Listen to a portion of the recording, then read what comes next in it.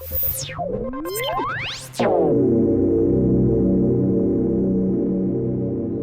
there, home theater fans. Todd Anderson with AV Nirvana, and I am hanging out here at Masimo Consumer headquarters with Gary Dayton of Marantz. We've had a lot of great demos over the last couple days, and today we got to hear the AV10 and AMP10 in action in your big demo space. I wanted to talk to you a little bit about the voicing of Marantz products. There's a lot of stuff out there on the net where people are confused about it or think it's just marketing speak.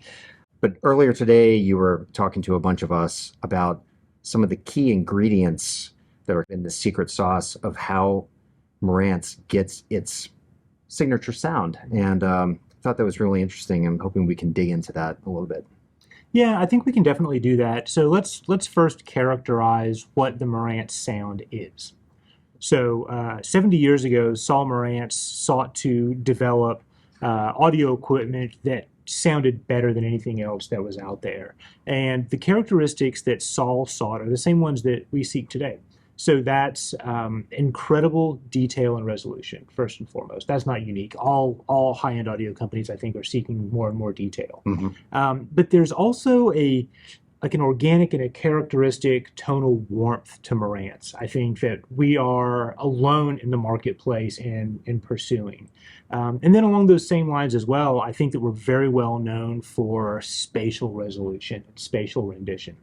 So warmth, space, detail, good dynamic range, these are all Marantz characteristics. Mm-hmm. Now, like some people will say that the Marantz signature sound isn't strictly accurate, right? Like it's not exactly what the artist intended, but I think there's a gap. We never really know what the artist intended, right? What we're trying to do is reveal as much organic naturalness to the sound as we can find, and often that reveals itself with just a touch more warmth, like a touch more spatial depth or a touch more spatial width than you would find in other equipment that is supposedly designed for the utmost accuracy possible. Mm-hmm. But along the same vein, if you measure Marantz equipment, specifically newer reference products like AV10 and AMP10, I think you'll find vanishingly low distortion, super low noise floor, and really like incredible fidelity to the signal. So yeah, how is it that we get that little Marantz? Yeah, and we'll dig into that, the low noise floor, because that was an interesting conversation that you had about this right here, this DAC component part. But that the hint of warmth that you talk about, what does that mean to you on the manufacturer side? Mm-hmm.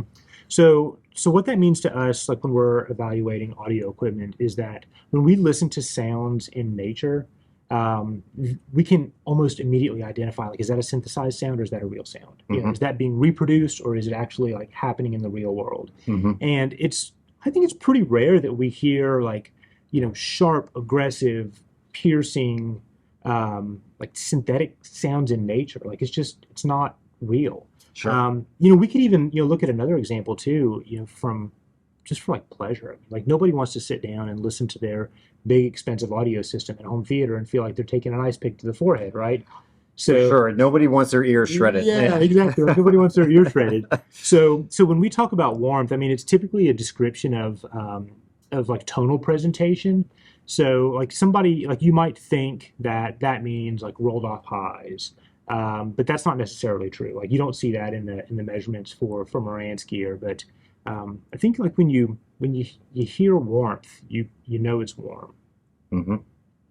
And you have sound engineers over in Japan who are actively tuning these products, right, to present like that. Yeah, that's exactly right. So we've got a very large and capable engineering team in Japan that is not only responsible for the design and construction of our products, but also like achieving a specific sound. But it's important to us that we also have our sound master. So like nowadays, our primary sound master is Ogata-san. And Ogata-san has been with our organization for a very, very long time, and he is probably more keyed into what the Marantz sound is than anybody else on the planet. So before any product goes to market, Ogata-san has to approve it. So Ogata-san works with our engineering teams in Japan and also in Europe to make sure that the expression of Marantz sound comes through. Now, that doesn't often result in a complete reconstruction of a circuit, after an engineer has designed it, but very frequently it results in changes in component composition, like MELF resistors, for example, rather than leaded resistors, or specific capacitors, film caps over like electrolytics in certain parts of the circuit. It may also result in changes in how a circuit is laid out. But this is all an element of fine-tuning that I think is really difficult to identify in the measurement process. But we've got to recognize that like human hearing is a pretty reliable measurement instrument as well. That's where our sound masters really excel. Sure. So he literally has the golden ear. Yeah, you could say that. Yeah. Charge. Yeah. That's really interesting. So what are we looking at here? So I pulled a few parts out for us to look at that I think are like the easiest to understand and how we go about achieving the Marantz sound. Starting out, like this is the balanced input of our AMP10. This is an HDAM SA2 implementation. So you can think of HDAM as our version of a discrete operational amplifier. So for the vast majority of our products, we don't use chip-based op amps. We only do in our lowest priced products that have a real space premium associated with them. But here we're using a collection of passive and active components to build voltage buffers, voltage gain stages, impedance matching, circuits, and so forth. So the advantage of using discrete components here over chip-based op amps is that not only can we achieve certain functionalities that we can't get off the shelf, but also it gives us an opportunity to pick and choose the composition of those components and how they're laid out to get that Marantz warm sound. So this is the line level analog stage of that's like how we get that Marantz signature sound. But our tuning isn't just limited to HDAM. Another opportunity for us to influence the way a product sounds is within the digital to analog conversion section. So this board here is the DAC unit for our new AV10. And it's a monster. So we've got a single high precision clock that drives 1, 2, 3, 4, 5, 6, 7, 8, 9, 10 different DACs. Now each one of these DACs is a 2-channel device. So we've designed this DAC board much in the same way that we would design a hi-fi DAC. The only difference is that here, like a single DAC chip shares 2 channels. Right. But they don't just share adjacent channels. We're trying to make sure that we're running fairly like unrelated signals to each side of the DAC, so it kind of minimizes the interference. Okay. So like in this case, here on the edge, we have our first height left sharing a DAC with the front wide right. Pretty unlikely that those 2 channels are going to be playing the same material at any given time. Exactly. Yeah. Right. So we're not going to have a lot of audible interference. Now, a signature technology in our DACs is the reconstruction filter as well. Okay. So the reconstruction filter is the low pass filter at the digital to analog stage, where we get rid of like the spurious high frequency signals that won't be audible in the playback of the system. We have specially sculpted reconstruction filters that a customer can switch between in AV10. So there's like a slow roll off and a fast roll off. Basically, the slow roll off is going to typically be like a little more fluid, a little more organic, and analog sounding, Right. shall we say. Right. The fast roll off is maybe going to be like a touch more forward, a touch more aggressive, and maybe a little more exciting. So it's fun to be able to realize the Marantz sound kind of in 2 different flavors and let you switch between. That is really cool. Yeah. Is that unique to this model? Or No, but it is unique to our high-end products. Okay. So AV10 will let you switch between these filter characteristics. Our high-end 2-channel products like SA10, SACD30N, those will let you switch between filter characteristics as well. And then here we have something from the this is from the AMP10. This is from correct? the AMP10, yeah. So this is an amplifier module from AMP10. So AMP10 is a 16-channel, 200 watt per channel amplifier. It's really hard, as you might imagine, to pack that kind of power density into a single chassis. For sure. Right. So for that design, we opted to go with a switch mode power amplifier platform, but we weren't really satisfied with the options that we could buy directly off the shelf. So we worked with our partners at Ice Power to utilize their switching controller chip, but we designed the rest of the amplifier architecture entirely in-house, and we build it entirely in-house at our factory at Shirakawa Audio. So this is unique. This is in unique. Every sense of the word. Yeah.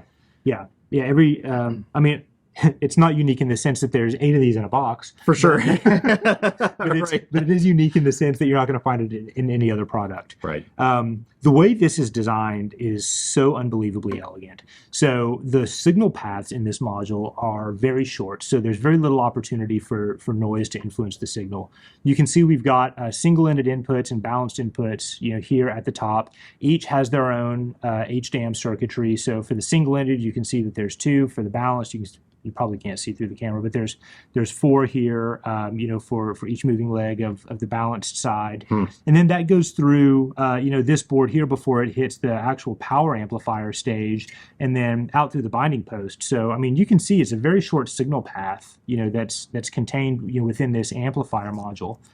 Another unusual characteristic about this amplifier module is that there's no loose fly wires connecting this back to the power supply.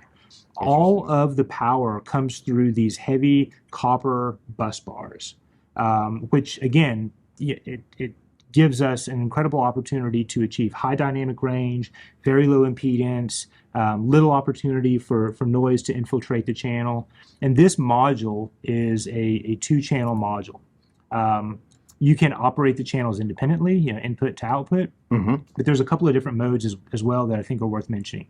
One is a biamp mode. So if we switch this up into biamp mode, this lets us take a single input and give identical output from both channels. So this is great if your loudspeakers, of course, have biamp input and you want to take advantage of the sonic qualities that you get with driving the low frequency and high frequency sections separately in the loudspeaker.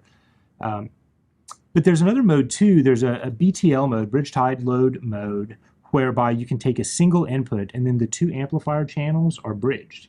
So this gives you 400 watts out into 8 ohms. So if you've got a loudspeaker that, let's say can't draw, 200 watts for the high frequency section, and biamp mode is not really for you, or if you just have maybe a lead foot, you like to play kind of loud, you need some power, like right. Me. Yeah, exactly. Me too. Yep. We can flip it over into bridge mode and get a lot of power output. And because you can make these mode adjustments per channel pair, there's a lot of different loudspeaker configurations you can entertain.